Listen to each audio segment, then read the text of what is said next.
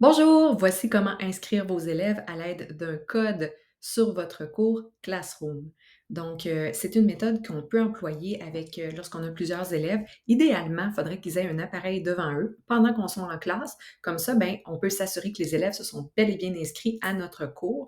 Sinon, ben, les élèves peuvent le faire en devoir à la maison, on leur donne le code de cours, mais à ce moment-là, il y a toujours un risque qu'ils se partagent le code d'ici à ce que vous le modifier ce code de cours-là et vous pourriez avoir des intrus. Donc, faites attention. L'idéal, c'est toujours de le faire en présentiel avec nos élèves. Je vous donne l'exemple. J'ai le cours Bidon Maryse ici. Sur ma page d'accueil, j'ai à gauche le code du cours. Si je veux le faire afficher en gros sur mon TNI, je pourrais cliquer sur Afficher.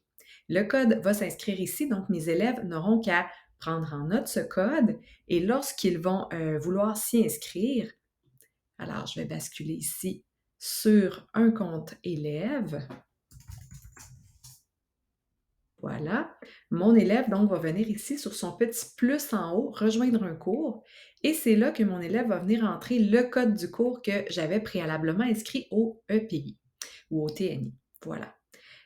Lorsque c'est fait, mes élèves se sont inscrits à mon cours, c'est parfait. Si je veux éviter que les élèves se partagent ce fameux code entre autres élèves, vous ne voulez pas avoir d'intrus, vous n'avez à la fin du cours qu'à venir dans votre engrenage en haut à droite de votre cours.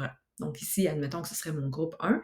Bien, mes élèves, lorsqu'ils sont tous inscrits, je vais cliquer sur l'engrenage et je vais venir ici, dans Général, modifier en fait mon code d'invitation. Alors, je peux voir le code d'invitation tout à l'heure. Ce que je vais faire, c'est que je vais le laisser activer, mais je pourrais cliquer sur réinitialiser, par exemple, pour en avoir un nouveau. Alors là, ce nouveau code-là ici qui a été généré, si je l'affiche en gros, vous voyez, c'est plus le même que tout à l'heure.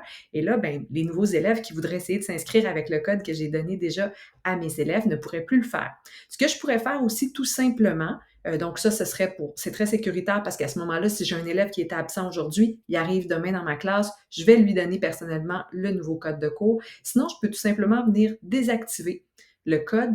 Et là, une fois que c'est désactivé, donc mes élèves ne peuvent plus rejoindre ce cours-là. Alors, il n'y aurait pas de nouveaux élèves qui pourraient se joindre.